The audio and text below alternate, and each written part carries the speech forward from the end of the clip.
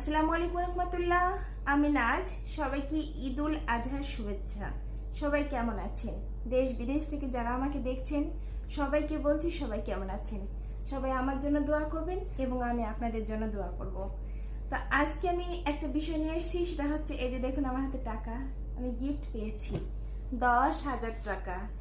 1 2 3 4 5 6 7 8 9 10।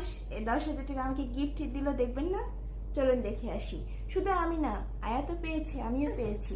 সবাই আমার জন্য এবং আয়াতের জন্য দোয়া করবেন। কেমন?